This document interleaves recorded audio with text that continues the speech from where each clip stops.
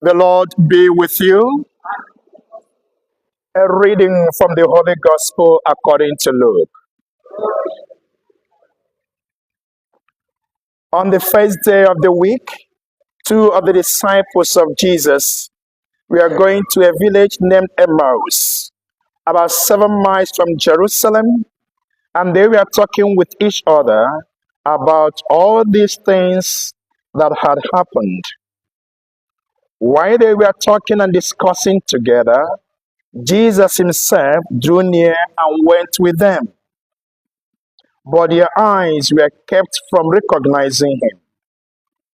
And he said to them, "What is this conversation that you are holding with each other as you walk?" And they stood still, looking sad. Then one of them, named Cleopas, answered him, "Are you the only visitor to Jerusalem who does not know the things that have happened there in these days?" And he said to them, "What things?" And they said to him, "Concerning Jesus of Nazareth, a man who was a prophet, mighty in deed and word before God and all the people, and how our chief priests and rulers delivered him up to be condemned to death and crucified him. But we had hoped that he was the one to redeem Israel. Yes, besides all this, it is now the third day since these things happened. Moreover, some women of our company amazed us.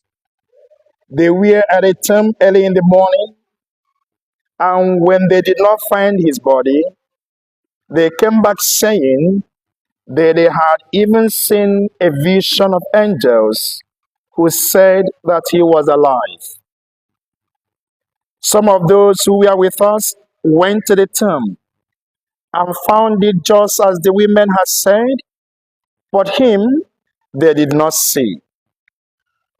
And he said to them, "O foolish ones, and slow of heart to believe all that the prophets have spoken. Was it not necessary that the Christ should suffer these things and enter into his glory?" And beginning with Moses and all the prophets, he interpreted to them in all the scriptures things concerning himself. So they drew near to the village to which they were going. He acted as if he were going further, but they urged him strongly, saying, "Stay with us, for it is towards evening, and the day is now far spent." So he went in to stay with them. When he was at table with them, he took the bread and blessed and broke it and gave it to them. And their eyes were opened, and they recognized him. And he vanished from their sight. They said to each other, "Did our hearts not burn within us while he talked to us on the road, while he opened to us the scriptures?" And they rose that same hour and returned to Jerusalem. And they found the 11 and those who were with them gathered together, saying, "The Lord has risen indeed and has appeared to Simon." Then they told what had happened on the road and how he was known to them in the breaking of the bread. The Gospel of the Lord.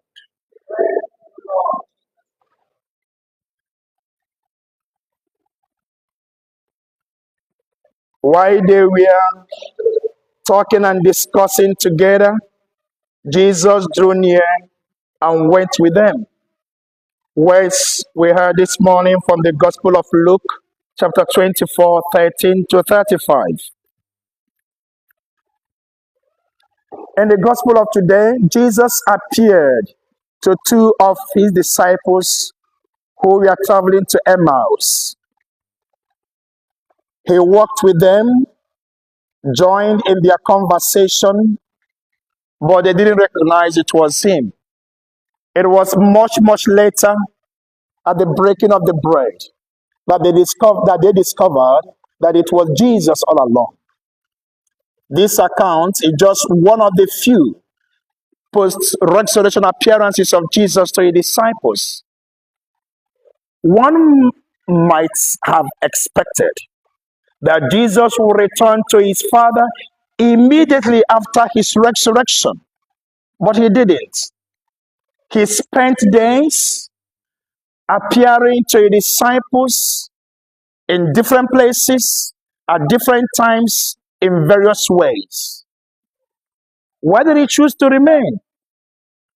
Why did he appear to them repeatedly after his resurrection? And what does that mean to us today? Number one, before his death, Jesus had already booked an appointment with the disciples to see them in Galilee after his resurrection.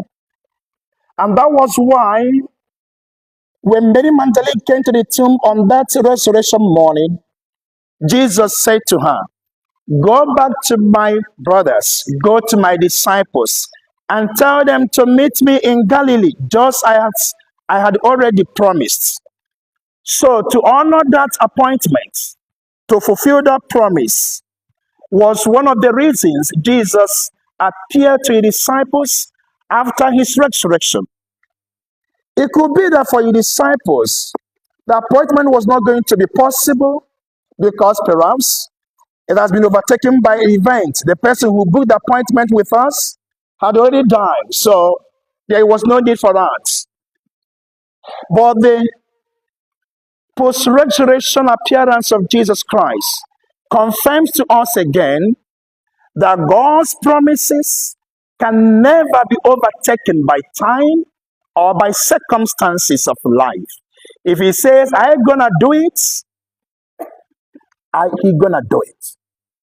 So that he gave them appointment before his death, that appointment was not overtaken or cancelled by the fact that he died. He still wanted to keep the appointment.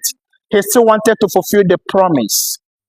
Sometimes we know that there could be a gap between God's promise and its fulfillment. But this experience is also confirming to us that even when things seem delayed or lost, God is ever faithful to his appointment with you and to his promises. Number two, Jesus appeared to his disciples after his resurrection because he wanted to confirm to them by himself the truth of his resurrection. So, appearing to them repeatedly, eating with them, walking beside them, allowing them to touch him, discussing with them, allowing them to recognize him. He wanted to communicate to them that he was truly alive. And he wanted them to encounter him personally, directly, as individuals, so that their idea, their knowledge of the resurrection will not be based on what Mary Magdalene had told them, will not be based on another hearsay or someone else's testimonies or someone else's experience. He wanted them to have a direct, a personal encounter with the risen Jesus. And that is what faith in God is all about. And that is what Christianity is all about. Having a personal, direct encounter with God. Christianity is not just about me having full knowledge of the Bible from Genesis to the Revelation. It's not me knowing the doctrines and the canon laws of the church. It's not me knowing the full details of the history of the church, what happened, when it happened, and how it happened. These things are necessary. But the primary thing that defines our identity as Christians is that personal encounter. So sometimes I even ask myself as a priest, have I really encountered God personally? I've been a Christian for all this number of years. Have I encountered him personally? So Jesus wanted his disciples to have a personal experience of the risen Jesus. Not just to believe what Mary Magdalene said, or Simon said, or Thomas said. He wanted each of them to experience him, to encounter him directly. Also, the appearance of Jesus to his disciples was like a therapy to heal their brokenness, to take care of their guilt, their shame, their frustration, their fears. Think about Thomas. When others told him Jesus came, we saw him, he has resurrected indeed. He said, no, I'm not going to accept that. I need proofs. I need evidence. So Jesus, seeing his confusion and doubt, had to come back again a week after to do what?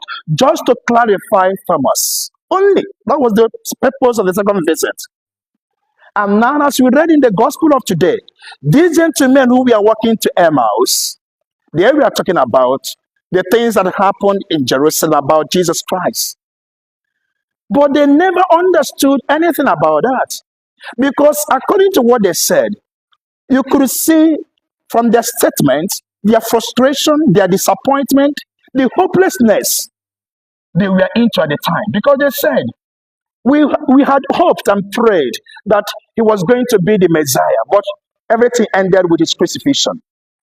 Jesus, seeing their confusion, their hopelessness, came and walked beside them, enlightening them, teaching them, and opening their eyes to understand him. That is what happens when God works with us. And you could see how that journey ended. When they came to the place where they were going, Jesus wanted to move further.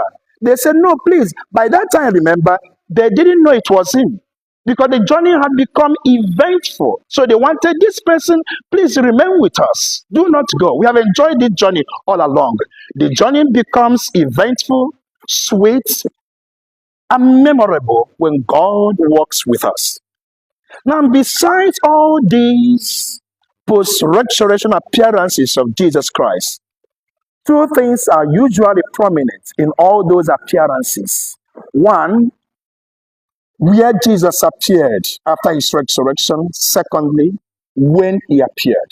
Now, if you look all the accounts of his post-resurrection appearances, you will discover that Jesus never appeared to his disciples in any of those known traditional holy places. He didn't appear to them in the temple. He didn't appear to them in the synagogue. He didn't appear to them on the mountains. These three places, according to the Jewish religion, were traditionally regarded as places of encounter, sacred places where God had always revealed himself to his people, where people of old had always encountered God. But Jesus didn't appear in any of those sacred places. However, he chose intentionally to appear to them in their everyday life situations, on the road, by the sea, in their workplaces when they went fishing, and also even in their rooms behind locked doors. Now, when he appeared to these two gentlemen on the way to Emmaus, despite speaking to them, his voice, they didn't recognize the voice. And they didn't even recognize that it was him. Why? The Bible said their eyes were prevented from recognizing what was that. The Bible didn't say. It could be their expectation. Maybe they were expecting that if Jesus was to appear to them, it would be in the temple, it would be in the synagogue, not on the road. Because for them, he was just perhaps a co-traveler, or as they put it, an ignorant visitor to Jerusalem who had no idea of what happened. So sometimes when I wonder and try to blame God and ask him that our usual question, where is God when this happened? Where is God when that happened? Or I have been searching for God and it seems that God is distant. We remember that it's not about the whereabouts of God, it's not about the presence of God. It could be about me not being able to recognize his presence. It could be me expecting that I can only recognize him at the breaking of the bread and within the context of worship. But Jesus has taught me through his post-resurrection appearances that is not limited in the scriptures or in the breaking of the bread. He could also be there on my road. He could be there also in my workplace. He could also be there in my room. It is me recognizing him. So I should ask myself, am I able to? Am I willing to? Am I disposed? Are the eyes of my faith wide enough to discern the presence of Jesus, who is ever a constant companion on this journey called life? So, dear friends, I know you do your morning prayers every day.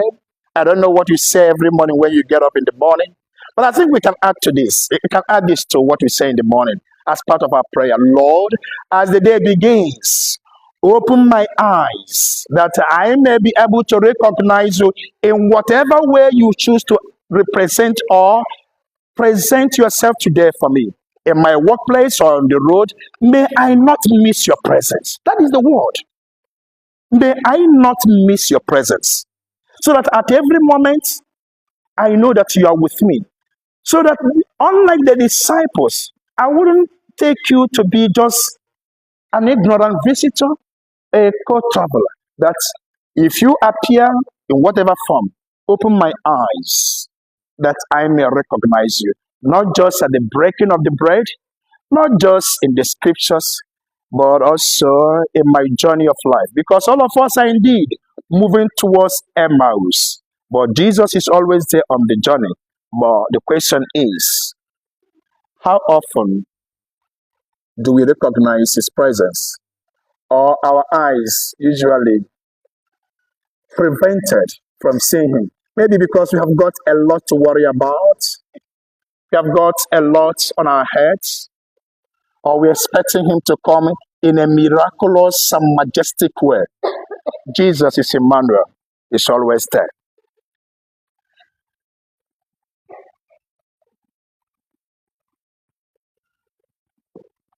May we rise to profess our faith.